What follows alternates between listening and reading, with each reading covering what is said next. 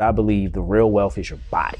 But when you have love coming through yourself, it's transformational. It's easy to say I love myself versus you actually feel the love that you give yourself. The belief system before, from the I don't love myself and I'm flawed part, was I'll go to the gym, I'll fix the problem, and then I'll stop. But now I actually go into this as like, this is the rest of my life. Yeah. Because once you are coming from love, from the love of your body, you'll treat it differently. And then the journey's different. It's not a journey of fixing, it's a journey of loving. Get to the why. Like, why do you wanna be healthy? Why do you wanna change your body? Because a lot of times our upbringing can project what we think. You should be skinny, you should have kids, you should get married, but is that what you want?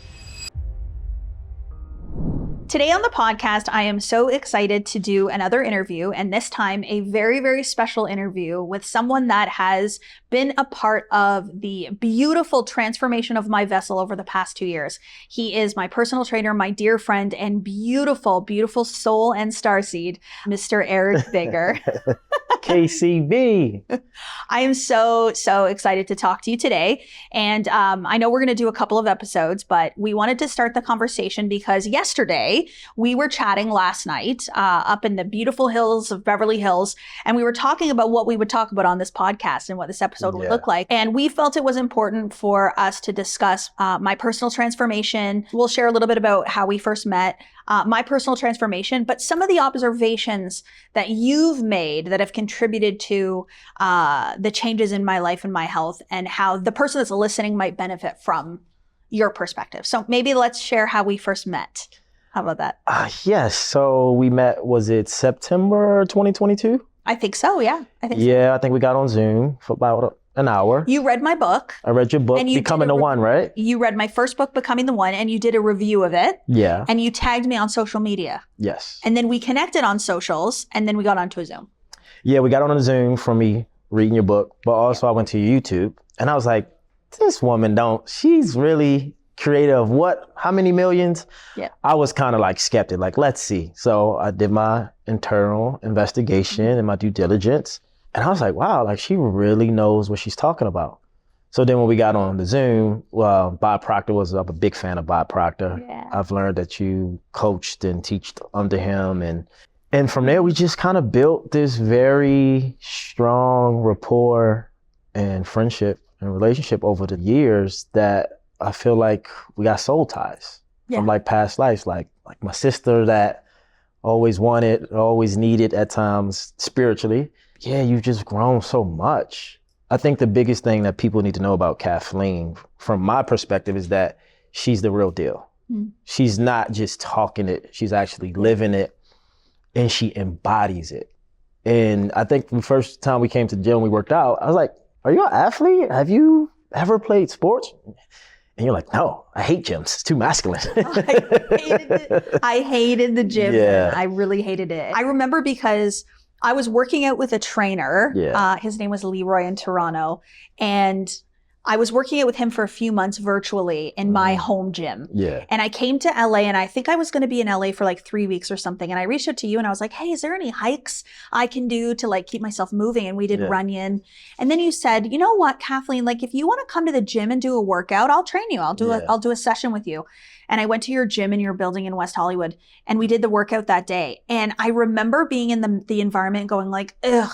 Like it was the first time that I'd been in a gym in years and years and years. And every other time I'd stepped a foot into a gym, it was because I had to.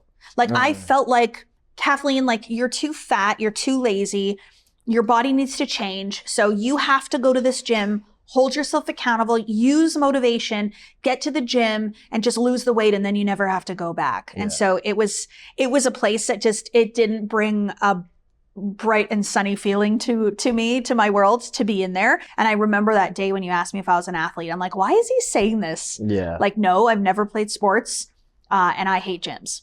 But I've changed that belief now. But yeah, and I think what people don't understand about fitness or any genre of life, your perception is your manifestation of that thing. So if you perceive the gym to be something like a job you don't like, you hate, you don't really have a good rapport or relationship, it's going to manifest in your body, in your mind, in your life. And I think people idea or perception of fitness is looking good, feeling good. And I think you used a term or the phrase, you're all about longevity and not vanity. Yeah. And in spiritual fitness, what we do together is more than just moving the body, challenging the mind, but it's really transforming the vessel to change your life in the most healthiest, complete way for your benefit. And I think, remember, we're sitting out on a balcony and you was like, Eric, come on. You're more than just a trainer. Come on, really? Yeah. You're way more than, and to people who don't know, watching, Kathleen is the initiation and the activation of spiritual fitness. Because of that year together, our first year, I was like, oh, wow, I can actually help people transform their life online through my presence, through my voice and what I'm creating. Outside of the fitness, we have prayer, we do breath work, affirmations. And we talk about everything. Like our sessions are so therapeutic, but they're so authentic and transparent that we're not leaving nothing off the table. At least you're not. And you get into your best self while working out, speaking your truth and moving your body. Yeah. It's great medicine. And what I find too about, and why I said that to you was because working with a trainer where the focus is on certain moves and stuff like that, you build rapport and friendship with a trainer. But what I found with you was the conversations that we were having, because you are aware, because you are awake, because you have understanding, the conversations that we were having are conscious. So it's a very, very different thing. So everything from the time we start the workout to the time that we finish the prayer, that entire hour is spent in personal growth and development. Yes, the body, but also the mind, also the conversations. And how many times have I cried at the gym? Several times. Several times. Several times I've cried at the gym. And I wasn't crying at the gym because it hurt my body.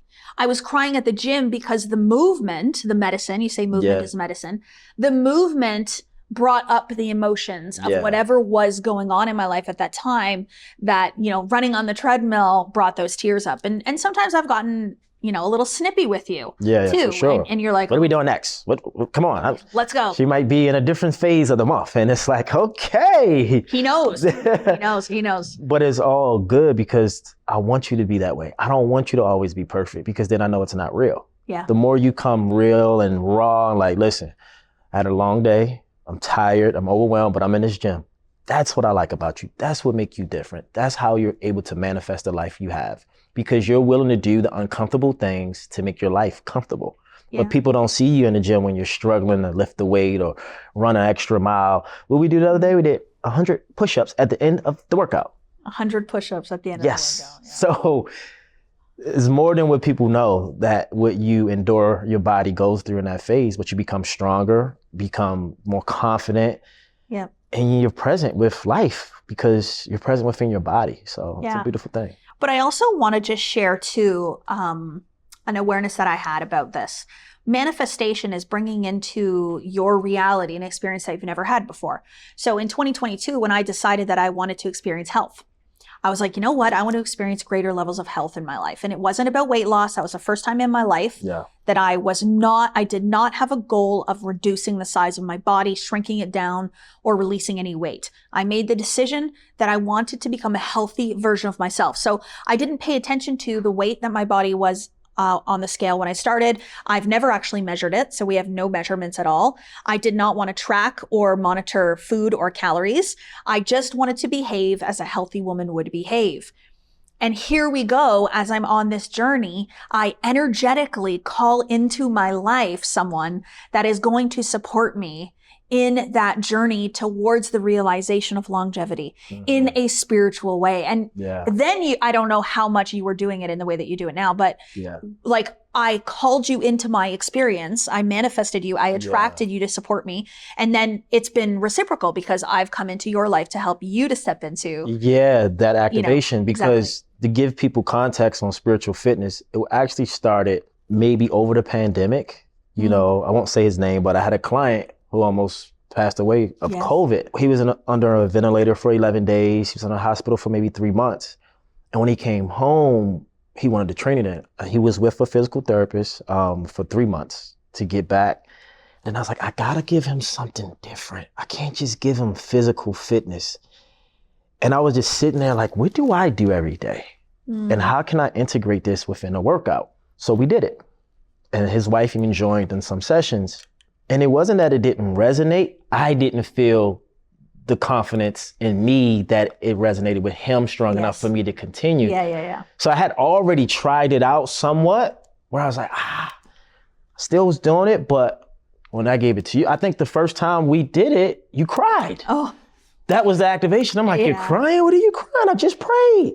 He's like, no one's ever prayed for me like that. I'm like, what? No, to sit there with you after the end of the workout and for you to pray over me like that, I had never experienced anything like that before. It brought me to tears. It was so beautiful. So that really opened my vessel up to like, oh, wow, what's happening? And then, you know, had a situation with my dad in 2023 where he was in and out of the hospital, and we did the retreat, the Rise retreat. Yep. And he was like, look, I want you to come out. I want you to MC the event. I want you to train some of the women that's going to be there. So the first night, it's probably 35 people at dinner, ocean front. And she's like, Eric, you think you can pray? I was like, what? Yeah, you think you can pray over the food before we start? And I was so uncomfortable. But just like in most of my life, when opportunity comes, I still step into that container. And I prayed, and like, you was the first one to like, let me know, like, it's okay. Like, you have power there. Because I keep my prayers to myself, or if you're personally in my life. Oh, they need to be louder. And then my dad was going through his situation, so that was amplifying my prayer voice. And then I'm like, oh, this is my thing. This is a gift that I hid from myself in the world because I thought I was going to be judged, right? Because like, how can you be spiritual and be fit? And how do you bring them together?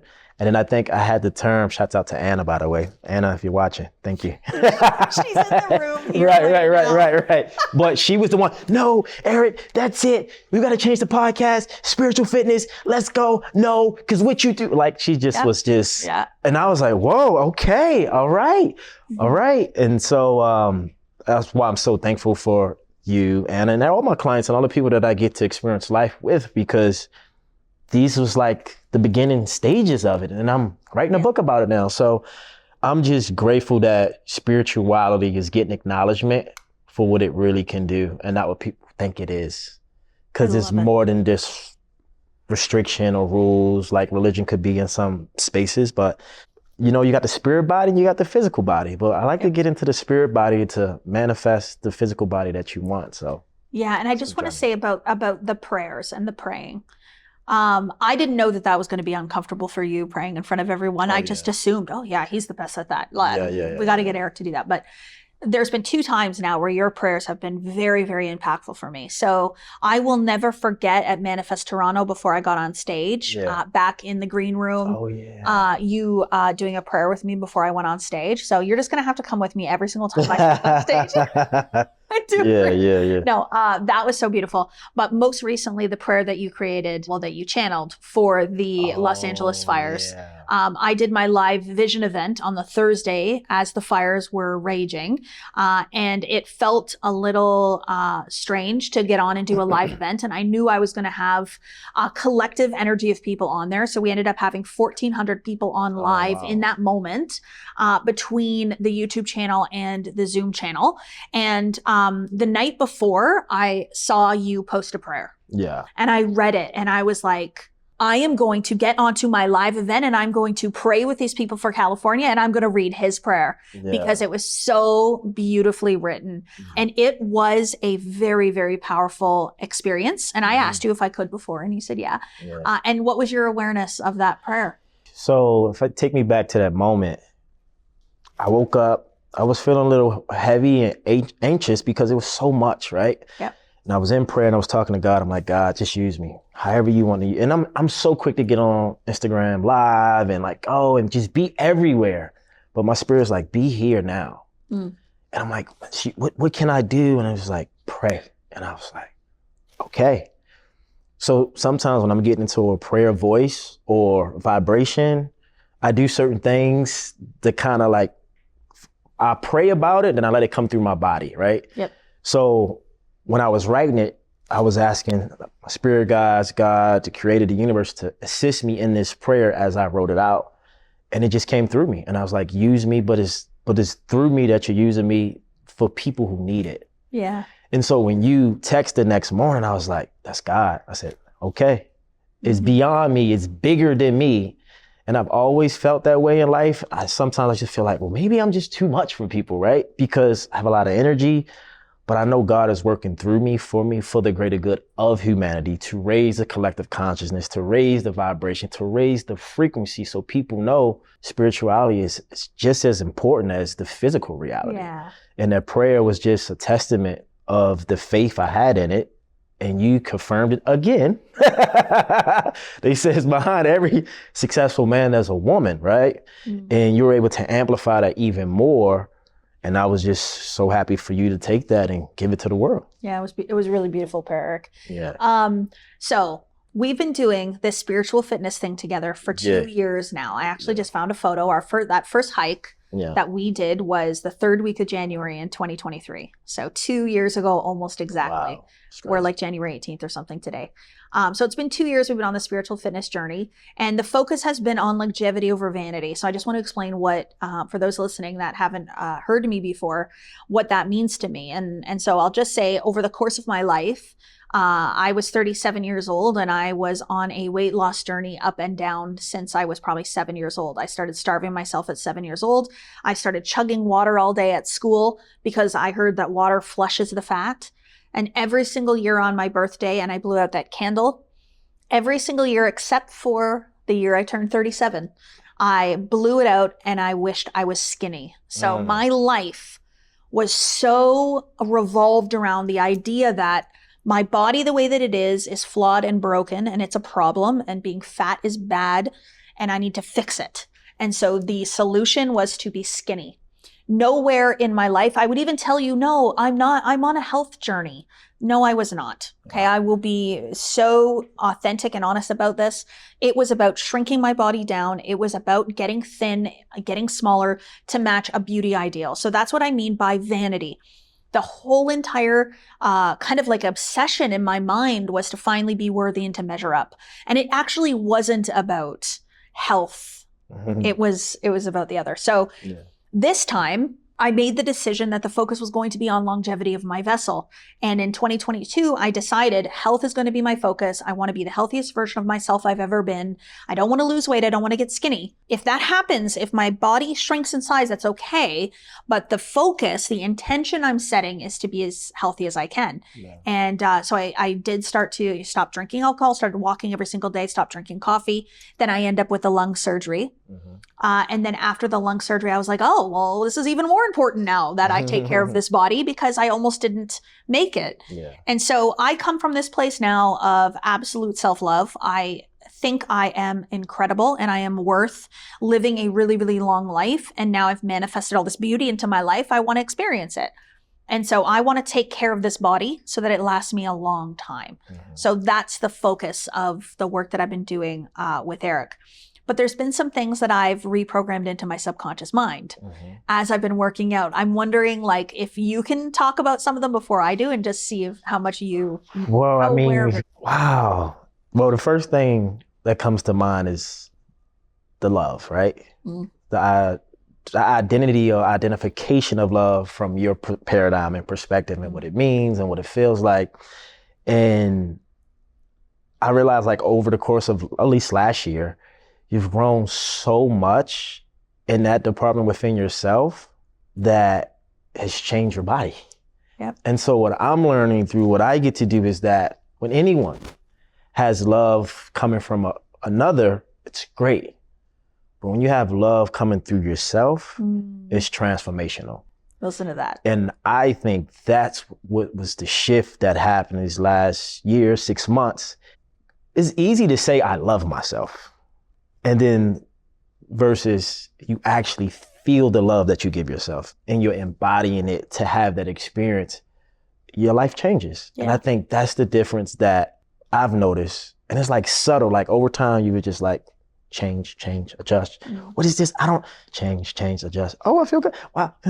But every time you feel like it was something off within that realm, we would talk about it.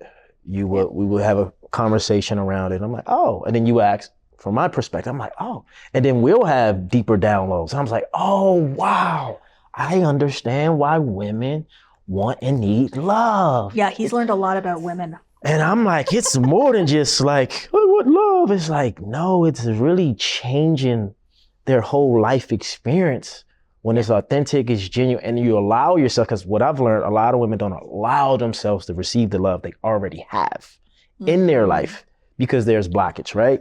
But for you, you just let it come. It moves through you. Sometimes it's uncomfortable, right? Yeah. But then you grow, you level up, you change, and then things change in your body and you're more relaxed.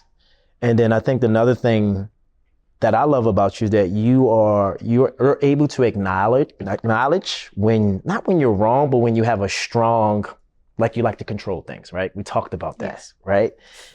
And it's but the masculine energy, right, wanting to control situations. And it's not even about controlling, it's controlling outcomes. Yes. Right? Yep.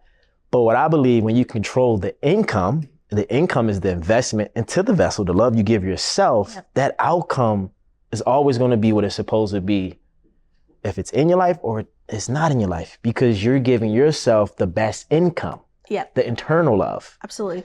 So you ain't even got to worry about that control because that's already working its way out.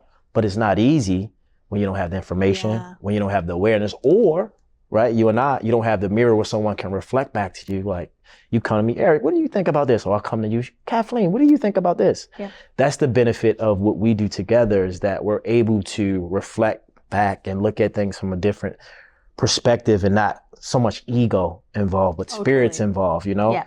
And then we grow, and then you're like, wow, that was great. What happened? And I'm like, what's going on? You just look different. What happened? Something left you. And it's like, oh yeah, I'm in it.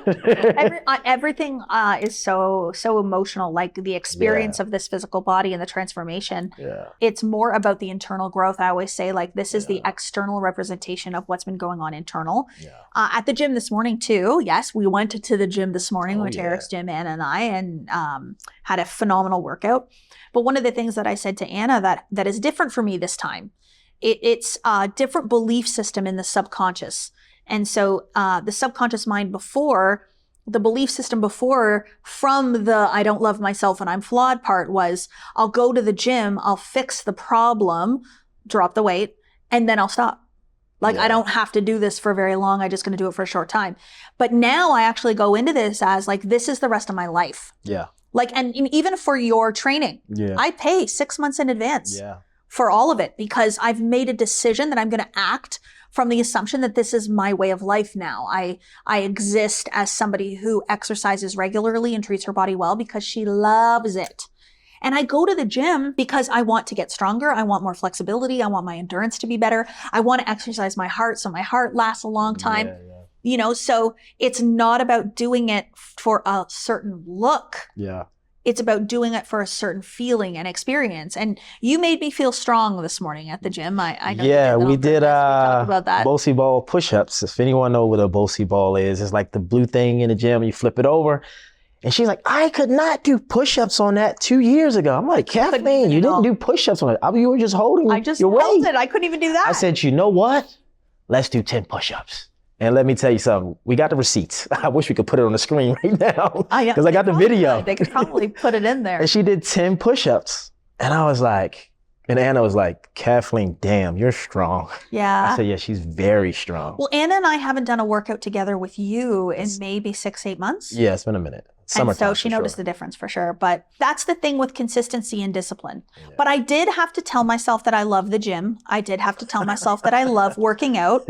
I did have to say that I love my trainer, because there's times where I'm like, can't stand this guy right now. Yeah. Like, he's making me do all this stuff. But I talk to myself in a way that tells the story of where I'd like to go instead of what the mind's actually saying. So it doesn't mean that my mind every single workout is like, oh, Kathleen, you're so strong. You can do this. But when I notice that it says this hurts, I'm going to have to stop, or I can't do this, or whatever, I will tell myself something else. Yeah. But I also remember when we first started working out too, I started saying to you, Eric, I can do anything you tell me to do.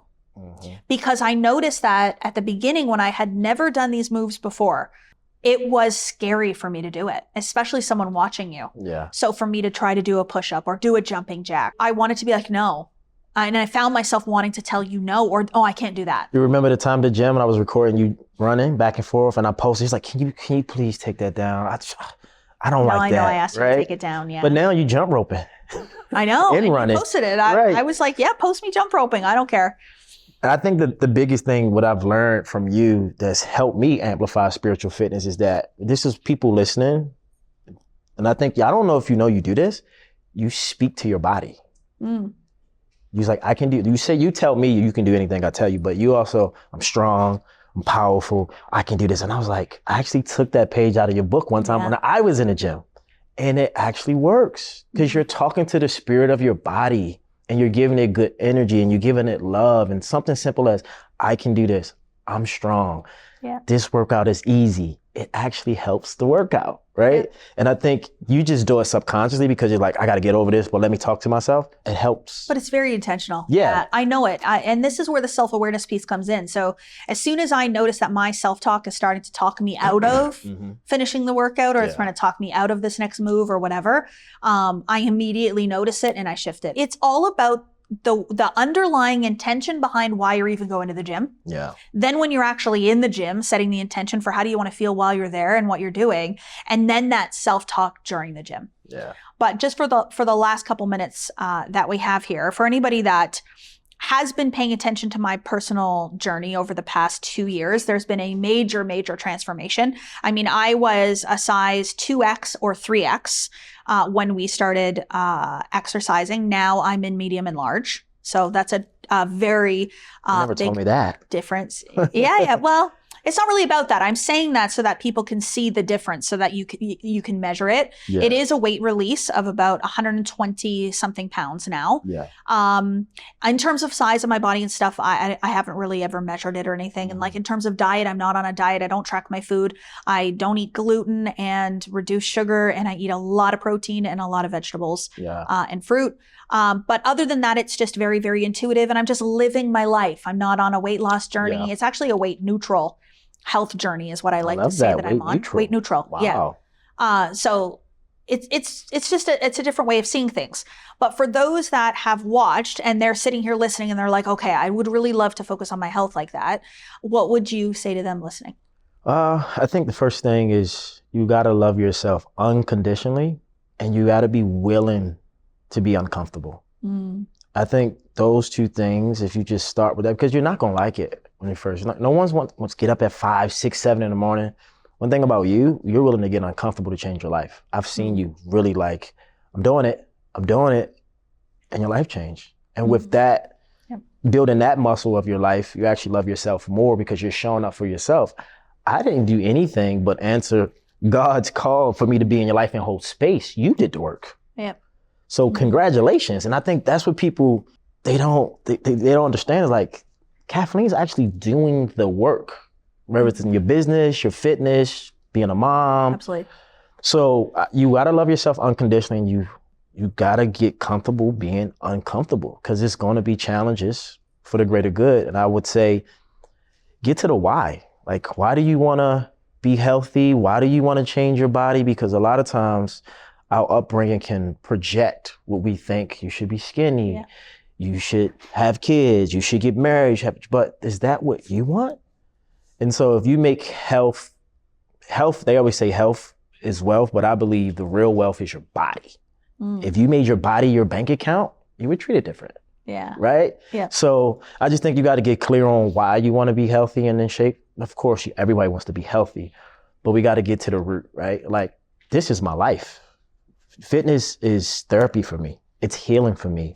It's metamorphosis. I transform through, when I go through the worst, I'm in the gym, right? Yeah, so for me, it's different, but I think we got to get clear and I want people to own their autonomy because I can tell you what is right, but what if that doesn't work or resonate with your soul? And that's the whole point of spiritual fitness, for you to tap into the soul of you so you can grow up from that space. Because fitness can be walking every day without a gym. Yeah. And I think one of the things that has always resonated with me, with you, Eric, is that you are not a trainer that is posting on social media all of these before and afters of people that are getting thin, that are reducing their weight. You transcend that idea, that belief system.